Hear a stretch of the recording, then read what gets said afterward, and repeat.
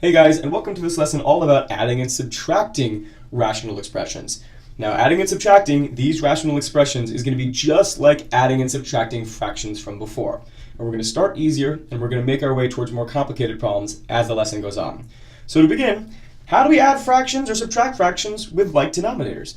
Well, if the denominators are the same, like in 1 over 4 plus 5 over 4, I think we have the luxury of just adding across our numerators. And we end up with 6 over 4. Also known as 3 over 2 when we simplify. Or in 7/6 minus 10/6, since our denominators are the same, we have the luxury of just subtracting across our numerators. And we end up with negative 3/6, or negative 1/2 when we simplify. Exact same idea with rational expressions. So in our first example, one thing I want to point out right away is that we need to talk about our variable restriction. X cannot equal negative 3, because if it were, then we'd have an undefined expression. Okay, now that that's taken care of, our denominators are the same. That's groovy. And so our numerator will just be, let's see, 2x plus 6. But just like we did with our regular fractions before, we need to look and see if there are any simplification opportunities. So I'm going to factor this numerator because it can be factored. There is a common factor of 2, and that numerator becomes 2 times the quantity of x plus 3 over x plus 3, and we see that there is a simplification opportunity, and so the sum in this case is just 2. So no matter what value of x you substitute in here, anything other than negative 3, no matter what, your sum in this case will just be 2, which I think is pretty powerful. Okay, in this next example, we can choose to factor now and find our variable restrictions. I'm just going to go ahead and add now because I know I'm going to factor later. So since our denominators are the same, we have the luxury of adding across our numerators. So we know our denominator would be x squared minus 4x minus 21. And our numerator, when we add these together, I think will just be x squared plus 4x plus 3. But of course, we need to look for simplification opportunities. So let's factor everything real quick. I think that numerator factors as x plus 3 times the quantity of x plus 4. Oops, sorry about that. That's totally supposed to be an x plus 1. So for the rest of this problem, just pretend that's an x plus 1. Thank you. And that denominator factors as x plus 3 times the quantity of x minus 7. Before we simplify, good opportunity to talk about our variable restrictions. I think x cannot be negative 3 or positive 7. Now, I think we can say yes, we can simplify away these x plus 3's, yielding a grand total of x plus 4 over x minus 7. So hopefully you get the hang of this. Let's just have you pause the video and quickly do these two examples on your own. I do want to make a note, especially with these subtraction problems, do be very aware. I might even go ahead and put in some small parentheses. Don't forget that you are subtracting the quantity of 4x plus 19. So you get negative 4x minus 19 when you subtract, or negative x plus 11 when you subtract here. So do be careful. All right, why don't you try these now?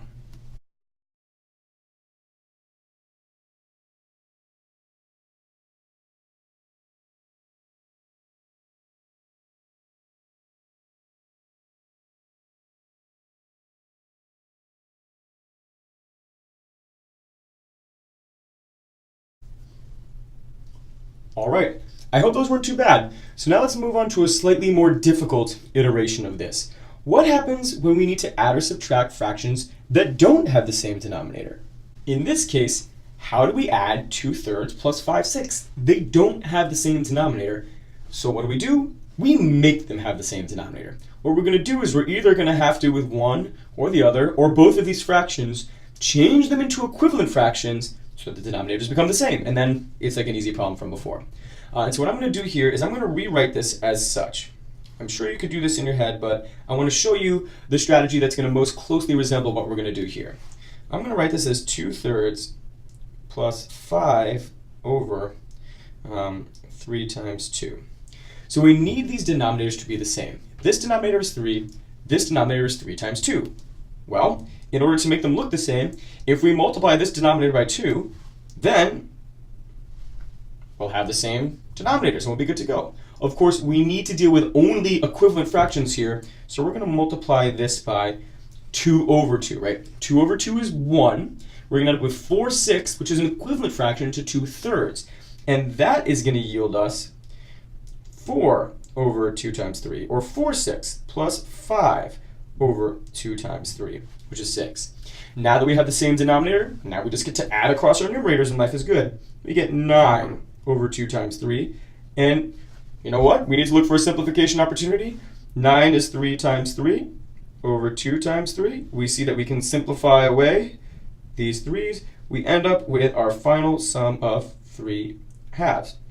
Now I know that this was quite a lot of work for a seemingly easy fraction addition problem, but I just really wanted to show you exactly what the strategy is going to look like when we deal with these kind of problems. So let's take a look at our first example right here. What I would suggest doing first is factoring everything. So let's factor x squared minus 9 as x minus 3 times x plus 3. I think we know that our variable restrictions is that x will not be able to be 3 or negative 3. Just want to get that out of the way right away. Okay, so it's clear that these denominators are not the same. So we need to somehow turn this denominator into x minus 3 times x plus 3, and then the denominators will be the same. So what do? We can multiply this by x plus 3 over x plus 3. Right? We have a fraction here in which the numerator is the same as the denominator. This is just 1. This will yield us an equivalent fraction, and then the denominators will be the same, and we will be ready to rock. So we are going to end up with, let's see, 2 times the quantity of x plus 3 over, you know what I sometimes do to kind of save myself a little bit of work? Not a big deal here, but when we have really nasty denominators, it'll help. I kind of say, you know what? Tell the reader, you know what? This is our least common multiple, or least common denominator of these two. And then when I'm rewriting the problem again and again and again, I just write least common denominator, because I have defined it already, so the reader does know what that means in this case. So we've got that over the least common denominator minus 12 over the least common denominator. All right, and we know that, let's see, we're going to 2x plus 6 minus 12. We get 2x minus 6 over that least common denominator. Let's now factor this numerator to see if there's any simplifying opportunities. 2 times the quantity of x minus 3 over. Now, when we're looking for simplifying opportunities, might as well write this out. So now x minus 3 times the quantity of x plus 3. Aha! There is indeed a simplifying opportunity, and we end up with a grand answer of 2 over x plus 3. And so there we go. That's kind of the gist of how we take care of these addition and subtraction problems. I want to show you one kind of odd example here, because I want to make sure you know how to handle those. And then this is just a more difficult example, and then there'll be some for you to try on your own. So I'm looking at these denominators, x minus 2 and 2 minus x, and they are almost the same, but not quite. How can we, make them the same? Well, I hope you remember from a previous lesson, I'm just going to kind of write this off to the side, that x minus 2 is equal to negative 1 times 2 minus x. Or vice versa. 2 minus x is equal to negative 1 times x minus 2. These two denominators are almost equal to each other. If we multiply either of them by negative 1, then they would be the same. So you know what? We're going to multiply this denominator by negative 1 because we like this one more. It's already in standard form. So I'm going to take this second fraction and I'm going to multiply it by negative 1 over negative 1. And what we are left with, is 3x minus 2 plus negative 4. I'm kind of doing two steps at once here. I know the denominators are the same, so I'm just kind of adding across the numerators. Don't forget, this is negative 4, all over x minus 2. And that numerator becomes 3x minus 6. I'm just going to kind of write that very small in here, 3x minus 6. And now when I factor that, we get 3 times x minus 2 over x minus 2. Oh, check it out. That's pretty cool. We end up with a grand answer of just 3. So as long as, forgot my variable restrictions, as long as x does not equal 2, then whenever you substitute in for x, the answer to this addition problem with all these fractions will definitely be 3. So I just wanted to make sure you were aware of that kind of tricky example with these multiplied by negative 1 business. One more example I want us to do together before I have you try some on your own. This is difficult more just because it's a lot of terms, not necessarily conceptually more difficult, but just computationally more difficult. The strategy remains exactly the same. Let's start by factoring this denominator. So we can factor that as x plus 4 times x plus 7. Awesome. So that means that this is going to be our least common denominator here, x plus 4 times x plus 7. How can we make this denominator equal to this denominator? We can multiply this fraction by x plus 7 over x plus 7. So I hope you're getting the gist of this now. And what's going to be tough now is that, we've got 4 steps of multiplication to do there. I'm going to toss in some parentheses just to make that clear. We need to multiply this out and then add 21, and that's going to be our new numerator. And I'll tell you now that when we do all of that, when we do all that multiplication, we end up with, let's see, 2x squared plus 15x plus 28. All over that least common denominator of x plus 4 times x plus 7. Yowza! Now, of course, usually this is the time when we look for a simplification opportunity. But of course, to look for a simplification opportunity, we need to factor this numerator. Does this numerator factor? Yes. Yes, it does. We have to use the AC method of factoring. Like, oh my God, as if this wasn't hard enough. Now we got to remember the AC method, right? 2 times 28 is 56. Are there 2 factors of 56 that add to 15? Yes, there are, 7 and 8. So when you factor this, and I urge you, take a moment right now, pause the video and factor this using the AC method. When you factor this using the AC method, you end up with 2x plus 7 times the quantity of x plus 4. And now all of that is going to be over x plus 7 times x plus 4. We see that, yes, we can indeed simplify away these x plus 4 terms, yielding our final sum as 2x plus 7 over the quantity of x plus 7. So there's every single factoring skill we had before is on the table. And of course, I should have remembered to talk about our domain restrictions or variable restrictions. X cannot equal negative 4. X can also not equal negative 7. So that's about as hard as they come. So I've got 3 more examples here that hit those 3 kind of examples, just like these 3 we did. I want you to try them on your own. So why don't you pause the video, give these 3 a try, and when you're done, play the video, and we'll see how it went.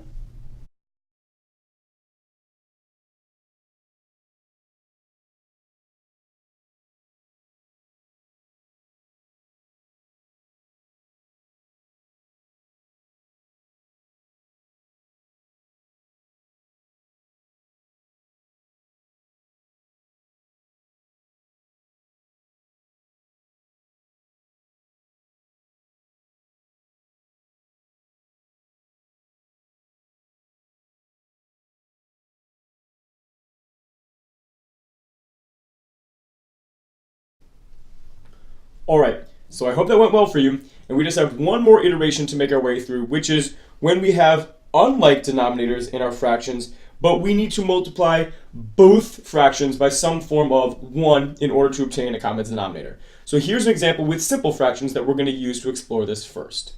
So here's how I like to add 3/4 plus 5/6. What I like to do is rewrite this fraction addition problem in which both of those unlike denominators are factored to their prime factorizations. So 3 over 2 times 2 plus 5 over 3 times 2. Now perhaps you remember this skill from a previous math course, but what we need to do is somehow find the least common multiple of 4 and 6 so that we'll have common denominators or like denominators. And perhaps you know the skill to do that already by using prime factorization. I like to use a little intuition as well. We need these two to look exactly like one another. This denominator has a 3 as a factor. This one doesn't, so this one's definitely going to need a 3. So we're going to multiply this guy by 3 over 3. Awesome. This denominator has 2 2's as factor, whilst this one has only 1 2 as a factor. If you want these guys to look the same, this one's going to need another 2. So let's multiply this fraction by 2 over 2. Now what we have is a situation in which this denominator and this denominator are exactly the same. What is this number? This number is 12, and 12 is the least common denominator here. But I'm just showing you the strategy that's going to be more applicable when we're using these rational expressions. So what we have in this case is our denominator is 2 times 2 times 3, or 12, and our numerator will be 9 plus 10, which is 19. And that's exactly the strategy we're going to use with these rational expression examples. All right, so I'm going to walk you through 2 examples here, and then after that, I'm going to have you try 2 on your own. So just like before, our first step is going to be let's factor these 2 denominators so we have a better idea of what our least common denominator might be. So this first denominator is going to factor as x plus 2 times the quantity of x minus 1, and this denominator is going to factor as x minus 5 times x minus 1. Now we need these 2 denominators to look exactly the same. Well, I note that this denominator has an x minus 5 as a factor, whilst the first does not. So we need to multiply this fraction by x minus 5 over x minus 5. And I'm going to go ahead and write this down here as well, meaning that, okay, this is what the denominator of this fraction is going to look like now. I also note that this denominator doesn't have the x plus 2 factor that this denominator does. If we want these denominators to be the same, this guy's going to have to have x plus 2 as one of its factors. So let's multiply this fraction by x plus 2 over x plus 2.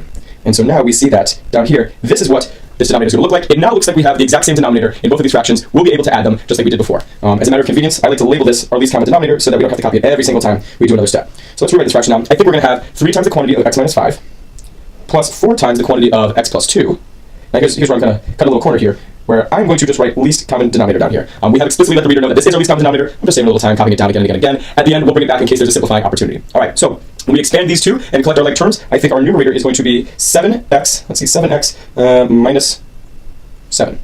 All over that least common denominator. And now we see that let's look for a simplifying opportunity. I think we can factor out a common factor of 7 from our numerator. 7 times the quantity of x minus 1. Let's expand that least common denominator, x minus 5, x plus 2 times x minus 1. And we see indeed there is a simplifying opportunity. These x minus 1s will simplify, and our final sum will be just 7 over x minus 5 times the quantity of x plus 2. Everything's groovy, but let's not forget, as I have been recently, to note our variable restrictions. I think that x cannot equal 5, x cannot equal 1, nor can x equal negative 2. And so that's the general strategy for how we're going to add these rational expressions in which these denominators are not the same. So let's use those skills to tackle this next problem right here. Of course, again, the first thing we're going to want to do is to factor both of these denominators. So we got x plus 1 times x minus 1 as our first, and x plus 2 times x minus 1 as our second. Of course, we want these two denominators to be exactly the same. So I think this denominator lacks an x plus 2 factor. So x plus 2 over x plus 2.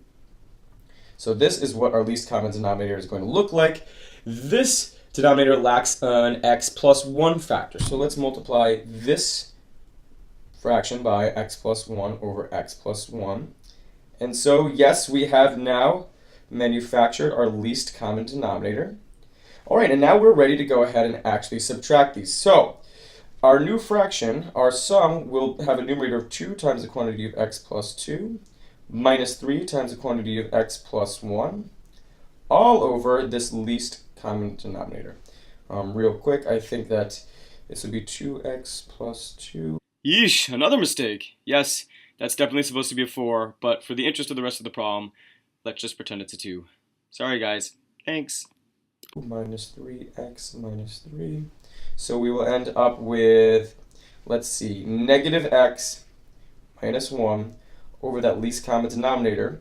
If we factor out a negative 1 from that numerator, and we expand our common denominator, x plus 2 times x plus 1 times x minus 1, we see that, yes, there is a simplifying opportunity, and our final difference, the answer to this problem, will be negative 1 over x plus 2 times x minus 1.